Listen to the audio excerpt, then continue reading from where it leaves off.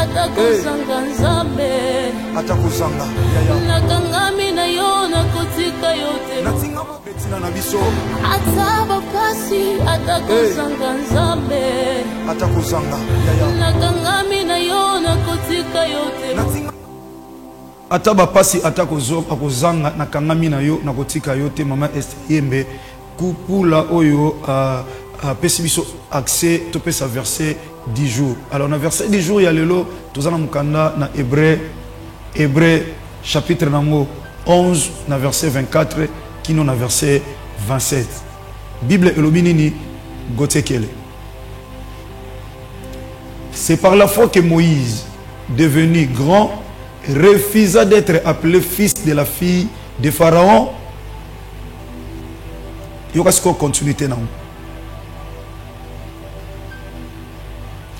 Dans verset 24, c'est ça tout ce que c'est par la foi que Moïse, devenu grand, refusa d'être appelé fils de la fille de Pharaon.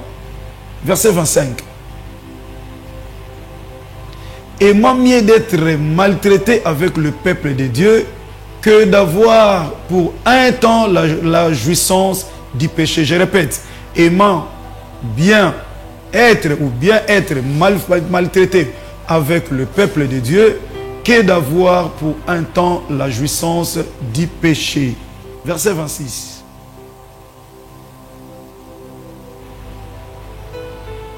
Regardant l'opprobre de Christ comme une richesse plus grande que le trésor de l'Égypte, car il avait les yeux fixés sur la rémunération. Pour la deuxième fois, regardant l'opprobre du Christ comme une richesse plus grande que le trésor de l'Égypte, car il avait les yeux fixés sur la rémunération. Verset suivant. Verset 27. Car par la foi qu'il quitta l'Égypte, sans être effrayé de la colère du roi, car il se montra ferme comme ayant celui qui est invisible. Comme voyant celui qui est invisible pour la dernière fois. C'est par la foi qu'il quitta l'Égypte, sans être effrayé de la colère du roi, car il se montra ferme comme voyant celui qui est invisible. Merci. Dans verset du jour.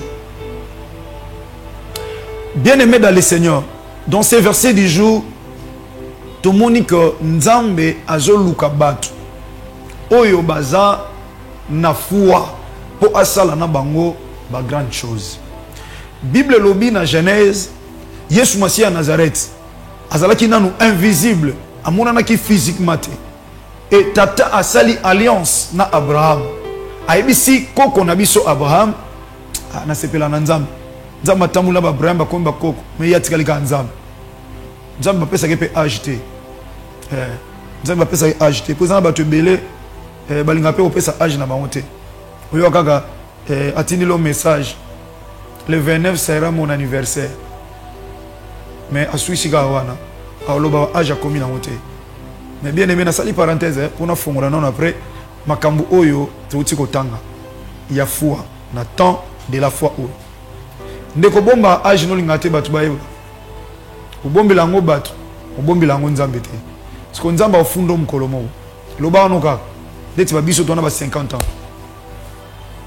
Elo se comme ça, on a mutu moko aza na âge avancé a cause la âge amuke. Mais mutu mo aza na âge amuke, on a cause la âge alimunu gali kolo. Siko na ebite boela nini. Deti na 50 ans na comme na mutu te na bomo. Na kokisa 50 ans tanki banyoso bayebi na botama le 6 juin 1973 na botama bongo siko yo bomba poani yo bakisa poani Nzamba yebi vérité à part ba parents Nzamba yebi vérité mukomo Nzamba fundo tuna Nzamba fundo nene tuna Nzamba fundo na nene afundo mkolo kufa na kuwa bakosi la date te na kuwa date de naissance bakosi la moté. Et puis aux alamana te bokomi nga bopana banyo ba yebate ba okoma yo kuna usi utai déjà na mort que so kangama be wakoma obi de batu mususu lisume ekoto li feluka okosi la age oyebisaki mutu oyebisi mutu ozana 30 ans nzoka temps mususu ozana moins de 30 ans ou ozana plus de 30 ans siko bato zo kosa na mkolo kufa ba ozala Surtout ba yo kunda yo ba ocha croix ba talibo ajo ba komi tonga zaki na bomo ya kosa ke mami tala kuna abota mana mine santi ngani bongo ya ndolo bana miso ndeni okufi obeti batuli bako est-ce que ça là oso kufi mais ndongo kosaka bato beti bako na cimetière tamba osonga li solo ya ngwana pesa aja solo ozala mukuse mulai oza mukelo kola nga munene yebisa bato ajo obota mana kangi na parenthèse wana Moïse a commis mukolo oyebi histoire de balota Moïse na mai mama na bokolier l'Égyptien bazuye à côté na palais royal a commis kofanda na ndaku ya pharaon mais or azalaki hébreu tango akoli atali te bible lobi atali richesse te ozaki na ndaku wa roi a comprendre que amuta race wana te mon frère ma soeur bima na makambo zo sala poza muta race wana te ouais bima na comportement wana poza muta race wana te sortez au milieu d'eux parce que muto yoza na race wana te. Tu ne peux pas demeurer bien aimé dans le Seigneur na bisiko zo demeurer jusqu'à aujourd'hui parce que ezabo zuyali sumu alobi ngo awawa alobi dans verset 25 et m'a mieux d'être maltraité avec le peuple de Dieu que d'avoir pour un temps la jouissance du péché. Pourquoi ozo sepela na milia masumu yo fandi mon frère ma soeur. Après le banzamba osala tete nzamba na posa sala na batu oba na foi. Alors muto ana foi a demera kana péché te. Ya biloba lobate, ya bisala salate, ya bi kosila baninga te, ya ko luka luka ezala ko mon côté. Non, oko luka nanu ozala na foi et pas na nzambe okita. Nzamba tombola yo parce que l'humilité précède la gloire mais l'orgueil précède la chute. L'orgueil précède la chute. Raison pour laquelle bien aimé dans les Seigneur Moïse alors non fona bima. Moïse a une décision Bible dit c'est par la foi. C'est par la foi que Moïse devenu grand refusait d'être appelé fils de la fille de Pharaon. A tali souffrance et à Christ sur la croix et a eu une décision de quitter Égypte sans effrayer de la colère du roi car il se montra ferme comme voyant celui qui est invisible. Ce qui est invisible, ce qui est invisible c'est quoi? C'est la richesse de Dieu, c'est la bénédiction de l'Éternel qui est enrichi et qui l'a fait souffrir d'aucun chagrin. La manière dont tu cherches la vie, la manière dont tu cherches l'argent, bien aimé na soupanango et qu'on détruire yo. Mais lui il n'a pas vu ça. Lui il a vu des choses invisibles. Ou ozaki na au pauvre, na passe ya Christ sur la croix de Golgotha. Et tant à mon ah merci bien aimé ça pas besoin de la tranche d'animation, tranche d'exhortation, les temps de la foi. Il a fortifié foi na yo. Et tant à tali richesse invisible. Oh et pesama na croix à Golgotha Christ qui tout est accompli. Pourtant Christ a kati mon thème. Bible lobby rideau ya temple pasuki. Accès comme libre na lieu très saint. Kota mona kembo nzam. Personne qui peut t'empêcher d'entrer dans ta destinée. Personne. Personne, j'ai dit, qui a le pouvoir de t'empêcher d'entrer dans ta destinée. Parce que la destinée de ta vie ne dépend pas d'une personne, ne dépend ni de ta famille, ni de ta mère qui t'a mis au monde, ni de ton père qui a donné la semence à votre maman, ni à son père. Le donneur de la semence a botio ma yebi destinée na ote. Ta destinée n'appartient qu'en Jésus que Nazareth. Parce que c'est lui qui est le chemin qui va t'amener sur son chemin culé pour t'amener à la destinée de ta vie. Alors, il faut vous voyez la décision où Moïse a joué et permettre à ça l'alliance ensemble. Lorsque bien aimé dans le Seigneur a eu une décision à quitter sans effrayer la colère et la roi. A eu une décision à quitter. Tant on a quitté bien aimé dans le Seigneur, à mon souffrance à Christ, c'est alors à Exode chapitre 3. L'Éternel a compris que la personne de David, c'est une personne à qui on peut travailler ensemble parce qu'il a la foi. Pourquoi? Parce que sans la foi, il est impossible d'être agréable. Hébreux chapitre 11, verset 6. Sans la foi, il est impossible de lui être agréable. Il faut que ceux qui s'approchent de Dieu croient que Dieu existe et il est le rémunérateur de ceux qui les cherchent. Namoni rémunération. Oh, Nzamba Bomoy. Moïse regardant le propre de Christ, à mon passe à Christ, comme une richesse plus grande que les trésors de l'Égypte, car il avait les yeux fixés sur la rémunération. Rémunération, c'est la foi.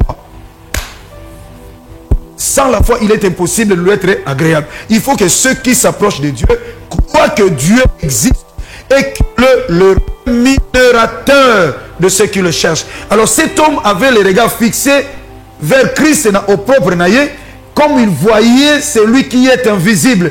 Et à Monakini, ses yeux ont été fixés sur la rémunération. Et c'est là où nous voyons déjà la foi.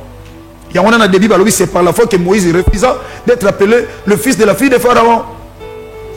Et quand l'Éternel l'a appelé, il a dit qu'il a délivré Israël. Akena a délivré Israël à Mema Bango. Si Israël a côté Nambokanelaka, pourquoi Nzamba Puna Mutakondima? Le Seigneur a besoin de Yabatakondima. Bien aimé, ce qui te fait mal aujourd'hui. Toi, tu vois que ton problème, ce qui t'entoure, des difficultés qui te dérangent, tu ne vois pas la promesse que l'Éternel t'a promis. Tu ne vois pas ce que Christ a réalisé sur la croix de Golgotha. Tu ne vois pas non plus ce que Christ a dit pour toi. Tout est accompli sur la croix de Golgotha. Tu ne vois pas ça.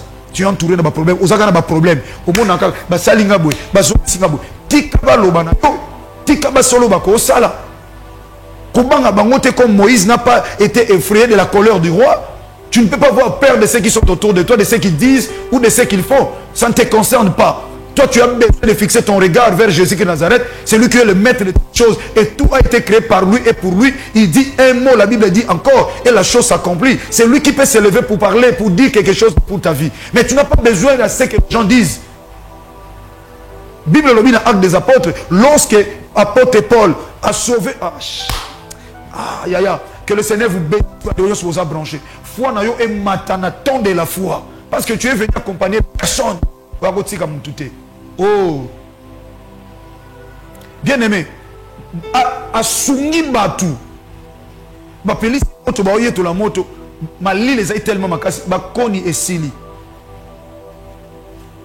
Apôtre Paul ni na bébé salagi, à qui a le côté ma koni aye a tient la moto. Vipère abimangate na ma moto ba koni asani abimi. C'est comme apôtre Paul les a. Batuana ava vipère zo chaleur à moto, ba yeto la ité. Ils ont battu la moto na yo, mais bango kamba là au mabe. Ils ont battu vivre, ba vivre, to ba vivre lelo, oto ba mona pe bo la menanzela na yo. Baza ba ingra. Lelo ba komo lo ba mabe pa na yo. Ba te bele ovina bango sabia to sunga bango. Si ndeko na pa koma wa komi lelo, sœur wana mama wana, ndeko na yo mto yedaga ya. Tom suna poto mto yambai, mais omuni nga futa o.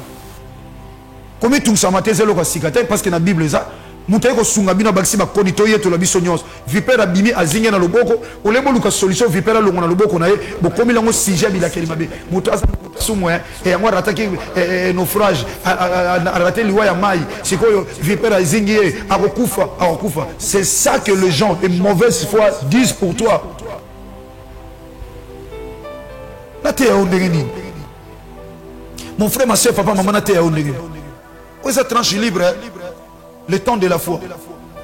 Ozo yima batikinga basalinga batika yo na tolo bango tout là bango même hier église ngana mutute ngana mutute baninga na sona batu na bango yo za na mutute parce que yo nde oza mutu oyo osunga ezangi mutu osunga yo ozangi mutu osungote Yesu masi aboyine ko tcha batu liboso no basungo po beta kolo yango ye moko atelemi liboso na yo ye akomiso na grandeur osunga batu mususu.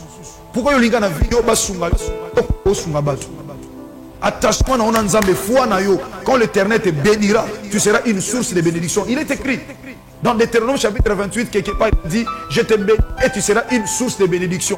Pourquoi ça l'appelle partage de bénédiction. Zalayo oza obligé te fo landa bango oza obligé to za lokola bango.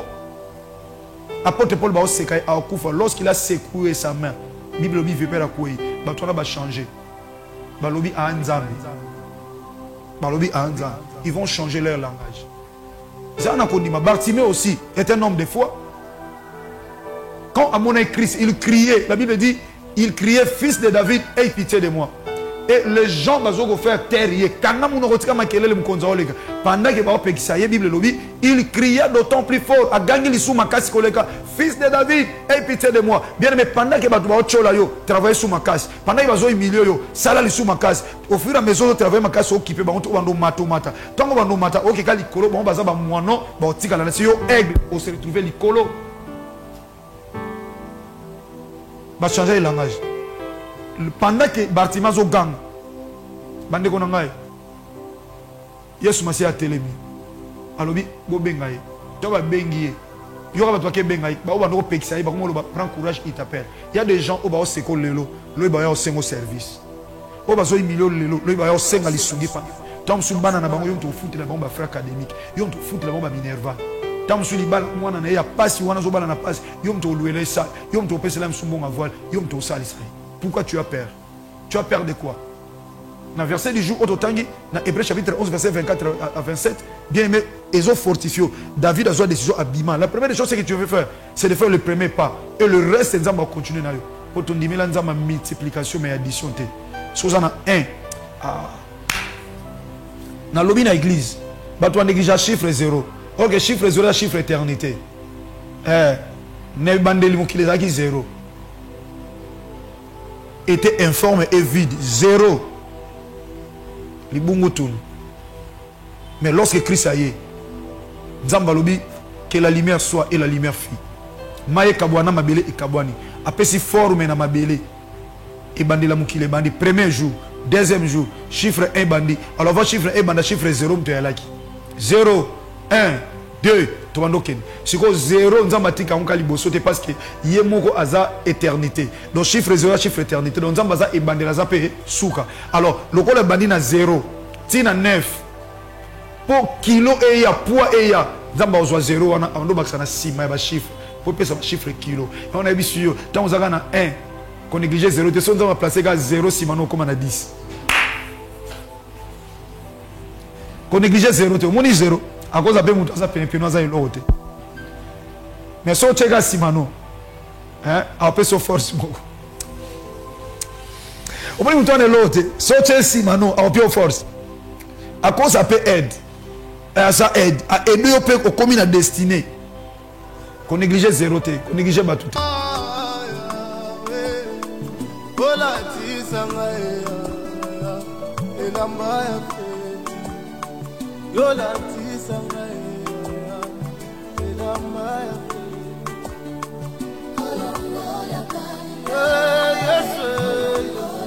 Zamba kontimananga, amba kontimananga, usomatere apwananga, awe o.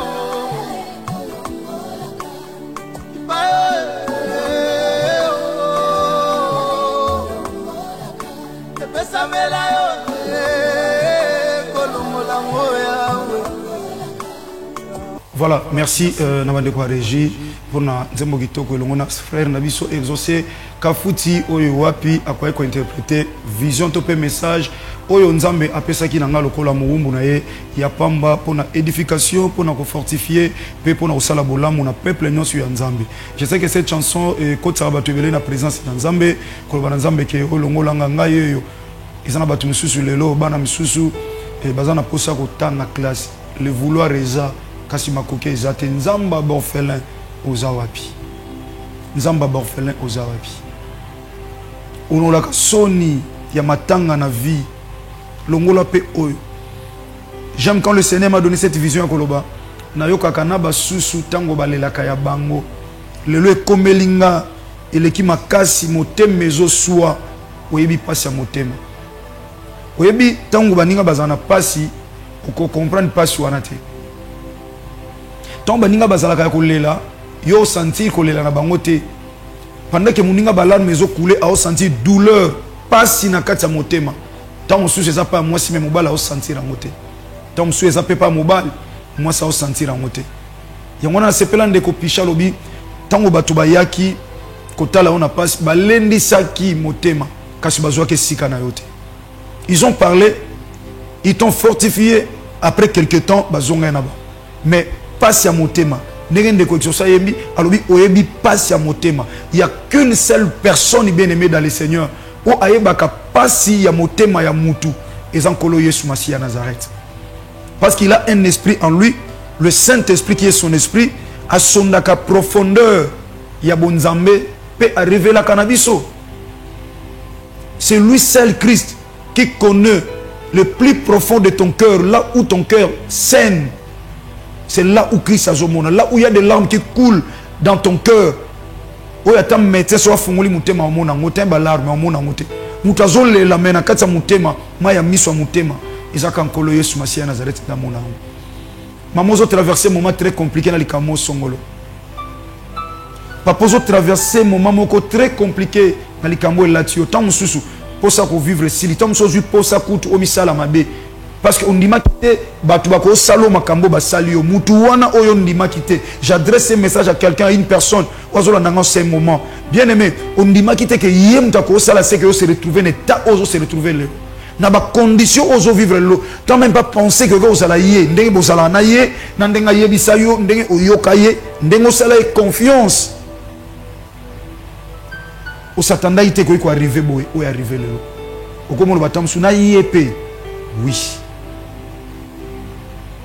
Ozolela na domaine wana ozamo makasi mais na domaine wana mususu moni place ozana passe ozona place ozana passe c'est là où Seigneur a localisé alongolo elamba ya soni elamba ya kolela tamusu yo kola na okana elamba kolela na kolela na ngo ndenge ndeko zo yembi elamba kolela na kolela na ngo elamba kolela iloba na mpangi na matuta biso ba oyo si yo oyo soki nzambe te si yo yaya soki nzambe te gardez silence eza makambo nzambe abundela on a vie na passé il est le même Dieu abundela na situation oyo. Vous savez la force de David devant Goliath c'était quoi? A fongola secret bitumba na ye et pas Saoul mais Saoul a compris na ngote secret bitumba ya Saoul. Il y a David pas long à Goliath. A fongola on pas Saoul. Alors le Dieu que a permettre ina bomaliona ours na désert.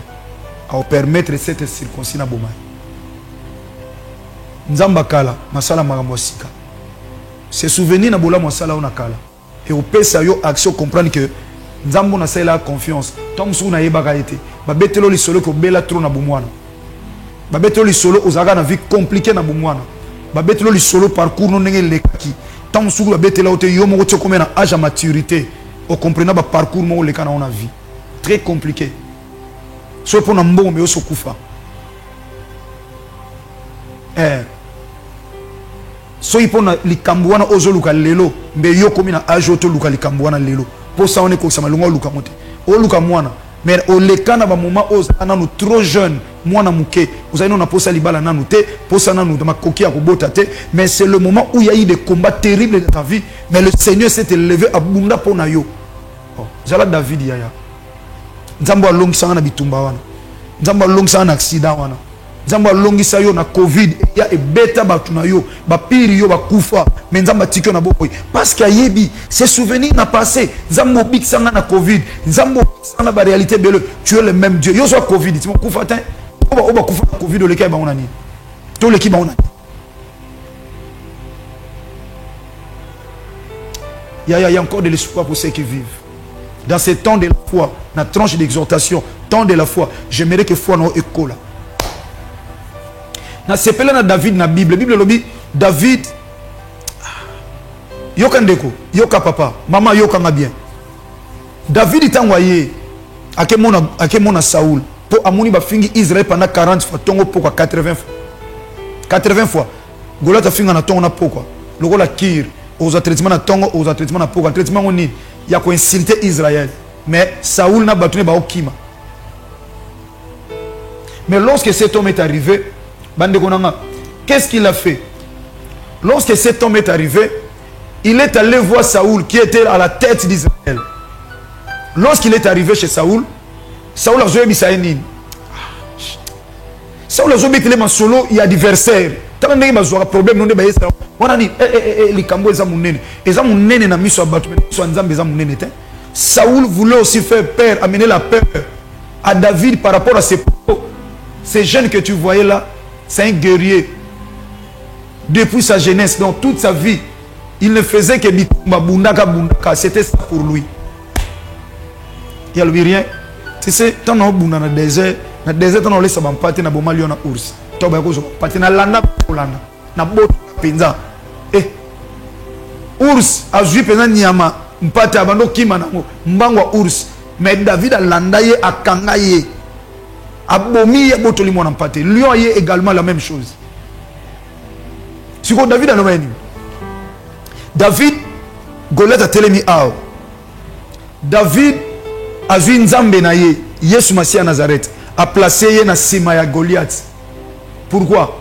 A conjugué passé nzambe olongolanga na bitna luwa liboso liona ours na conjugué na passé za nzambe e bandeli poza nzambe ya suka obandana nga bitumba oyo zala wana nzambe obandana nga na longwe wana atelemi liboso biso na keko bunda boye nous avons un problème il y a passé na longa nzambe za si Goliath mais nous avons un problème il y a présent alors présent est en face futur est en nzambe si ko fona ça nini il faut nous assurer nzambe awa ya présent le même Dieu n'a conjugué na passé na conjugué pe na présent pour azalaka aza pe na futur a kozalaka kaka. David a quitté na Torah kezo libanga devant Goliath Yesu Masia Nazareth libanga sima ya Goliath Yesu Masia Nazareth aboma liona ours na nzela David.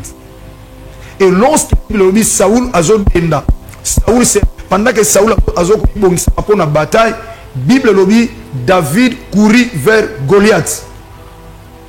Tant kimi mbangwa komi Goliath protection na nzoto nyonso.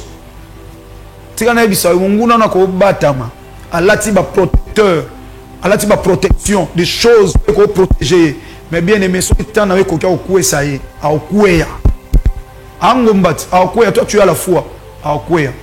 Et Bible lobi David a beti lance libanga pas ezui Goliath kaka na front et sika vide tika lagi na casque de rein ou ala taka casque ibende yango ce qu'on a vu pourquoi Mouto ba beti atali kofi s'il faut à s'ensaler à zonga par derrière pour ba beti devant à zonga par derrière. Mais ce qui était étonnant tant David a beti coup ya libanga ya makasi et pas ya Goliath a kouyi na libos. Pourquoi? Parce que Yesu Masia Nazareth ba qui est pas David le ko la nzambe a passé na il était derrière Goliath tant a beti libanga pan Yesu Masia a joué a kouyi liboso ya David banguna na yo ba ko ya liboso na yo. Et Bible lobi ba osala bango pa ya nzambe ba marche pied alors que ba marche na pied par derrière te soit ko asima Goliath David a marché le corona était il faut ko ya liboso David pour David as comme ça marche pied devant ye ya ngotan Bible lobi akoyi David atamboli aye azui épée aye moko akateli yango ye moko Goliath mutu et azui mutu wana amemi yango. C'est là où Saoul a tout qui est de qui es-tu fils. Au leka situation et c'est l'éternalité au leka parce que nous avons un Dieu vivant et véritable qui appelle à l'existence des choses qui n'existent pas. Moi je ne cesserai jamais de le dire. Tu n'es pas la première personne. Et j'en ai battu comme là aussi babima le kangwa. Quand tu as nos soucis tout ça va estomac na tension au fait. Muko eloko ngo salama écoute dans estomac écoute dans nation au salama mondeni zote côte me konde comme une abela la sucre abela la estomac abela la tension bozui eye lipamboli eye mwana aye zeme ngo écoute na batansion o compliqué mwana na libumuti oh zala bien au bota zeme kuta yo ou en forme mais yo mo semi bominzo donzo ma pesi mwana okola ndeni yo mamu mela bakisi yo mela bantibiotique et déranger mwana et au déranger zeme et au déranger zeme. Kobela te ya ndima ya encore de l'espoir au bota ne eloko zo luka o luka nzama moyen de déplacement nzama pesi yo voiture bien mais écoute déjà sobela okotambola bien comme mutu keke en hôpital nzama pesi yo en hôpital nana rendez-vous na médecin te oza nango pour sa vie chrétienne et matin kimia crainte nzambe Christ bien aimé joie courage eloko ekomelio ememelo yo estomac te memela yo tension te parce qu'il y a encore de l'espoir pour ceux qui vivent. Il y a encore de l'espoir. Ce qui te dérange aujourd'hui, tu peux le déranger demain. Tu peux le déranger demain. Nous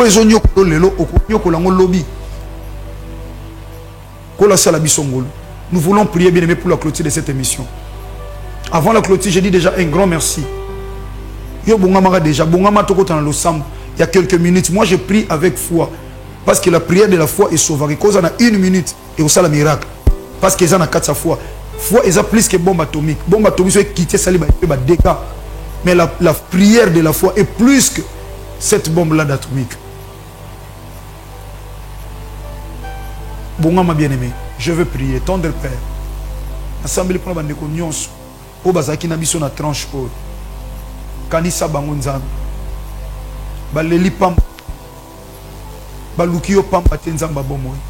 Le boko non ouya et de kili corona bam. Dès tout temps qui la fois que Moïse a se décidé de ne plus accepter d'être appelé le fils de la fille de Pharaon et koloyo qui na Moïse au benga qui a même qui délivrance à Israël na bobo en Égypte. Laisse à ce que Seigneur en ce moment bande konyos bazagi na captivité babima et le sambo lobi et même kembo na yo na bande konyos bakuya na kombo na Yesu Masia Nazareth ndi na tiki moment entre tes mains. Reste à journée à l'élo bande ko babandi journée na États-Unis na Amérique tambula et qui m'a nommé qui le pesa te et pesa mela biso le la peuple na soko mizongelité lobby to lakio to bondela to lukayo to kubisayo pe au monde c'est ma carte biso comme il est écrit invoque-moi je te répondrai et je te montrerai des choses au yebakité et ça la mabo pour ndeko moko na moko na kombo na si à Nazareth qu'il est écrit tout ce que vous demanderez à mon nom je le ferai. Nous avons ainsi demandé na kombo na yo Yesu Masia Nazareth nzamba solo pe a bomoy de na kondima to di amen. Que le Seigneur vous bénisse.